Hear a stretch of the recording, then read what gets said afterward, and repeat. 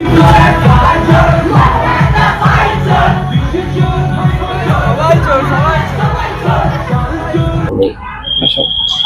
আমাদের দুর্গাপুর গভর্নমেন্ট কলেজের একজন সাধারণ ছাত্র। আমি ওই দিন প্রেজেন্ট ছিলাম ওই প্রোগ্রামের সময়। ওই দিন আমাদের একটা কালচারাল ইভেন্ট হয়েছিল, আর সেই ডেটটা ছিল 17th August 2026। প্রথমত যেটা অ্যালিগেশন লাগানো হচ্ছে, আমরা সব জায়গায় দেখছি, সেটা হচ্ছে 15ই August ওখানে বলা হচ্ছে ইন্ডিপেন্ডেন্স ডের দিন নাকি ওটা করা হয়েছে। প্রথম কথা, স্বাধীনতা দিবসের দিন ওটা করা হয়নি। আমাদের যে কর্মসূচি ছিল, আমাদের কলেজ সরকার থেকে এসেছিল 9 তারিখ থেকে 17 তারিখ অবধি আমাদের বিভিন্ন রকম অনুষ্ঠান কলেজের ক্যাম্পাসে অর্গানাইজ করা হয়েছিল।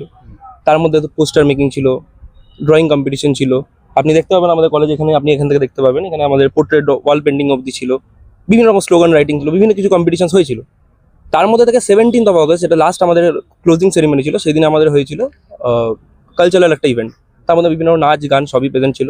আমাদের বিভিন্ন রকম গেস্ট আসছেন, তাদেরকে আমরা সম্বর্ধনা জানিয়েছিলাম। সব হয়ে যাওয়ার পর, যেহেতু আমাদের সব প্রোগ্রাম শেষ হয়ে যাওয়া, আমাদের ন্যাশনাল অ্যান্থেম সব করা হয়ে গেছিলো, সব টিচাররা চলে গেছিলেন।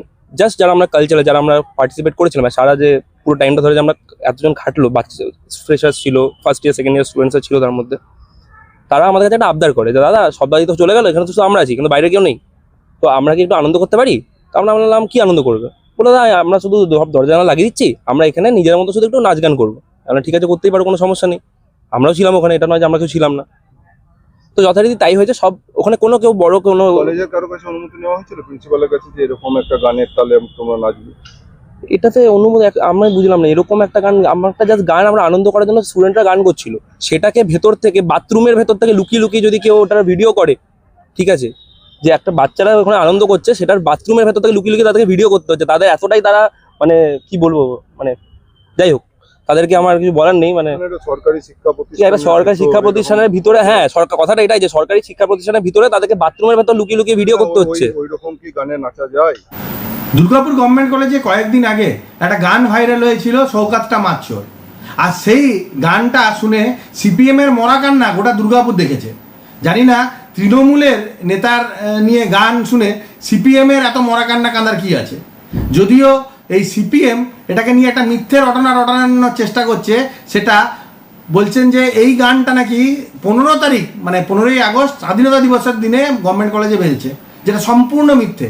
এই গানটা বেজেছিল 17 তারিখ বিকেলবেলায়, 17ই আগস্ট বিকেলবেলায় গভর্নমেন্ট কলেজে একটি ফ্রেশার্সদের একটা অনুষ্ঠানের মধ্যে। এটা গভর্নমেন্ট কলেজে 15 তারিখ স্বাধীনতা দিবসের দিনে এই গানটা বাজেনি। কিন্তু মানুষকে বিভ্রান্ত করা সিপিএমের পুরনো রোগ। আর এই সিপিএমের কাছ থেকে গোটা দুর্গাপুর তথা পশ্চিমবঙ্গের ছাত্রছাত্রীরা কালচার অন্ত শিখবে না। যারা কালচার শেখায় অর্ধনগ্ন অবস্থায় ডাবলি বাজাতে, যারা কালচার শেখায় অর্ধনগ্ন অবস্থায় চুমু খাওয়ার কম্পিটিশন করাতে, আর যারা বলে ভারত তেরে টুকরে হোঙ্গে, যারা বলে আফজাল হাম শর্মিন্দা হয় তেরে কাতিল জিন্দা হয়, আর যারা উমর খালিদ যে ভারতকে ভাঙার কথা বলেছিল তাকে সমর্থন করে, তাদের কাছ থেকে অন্তত দুর্গাপুর তথা পশ্চিমবঙ্গের ছাত্রছাত্রীরা সংস্কৃতি শিখবে না। আর তাই তাদের সংস্কৃতিকে বর্জন করেছে বলেই আজকে এই ছাত্রছাত্রীদের ওপরে, গোটা দুর্গাপুরের ছাত্রছাত্রীদের ওপরে সিপিএমের এত রাগ। আর যে গানটা চলছিল শৌকতটা মাচ্চর, সেখানে কোনো ধরনের ছাত্রছাত্রীরা অশ্লীল কোনো ডান্স করেনি।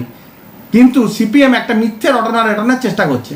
আমরা যদিও বারবার বলছি এই গানটা গভর্নমেন্ট কলেজে বাজানোটা কতটা সঠিক বা বেঠিক সেটা আগামী দিনে পর্যালোচনা সাপেক্ষ। কিন্তু চোরকে চোর বলা যাবে না, আর চোরকে চোর বললে তৃণমূলের থেকে সিপিএমের বেশি পেটে ব্যথা হবে, এটাও পর্যালোচনা সাপেক্ষ হওয়া উচিত।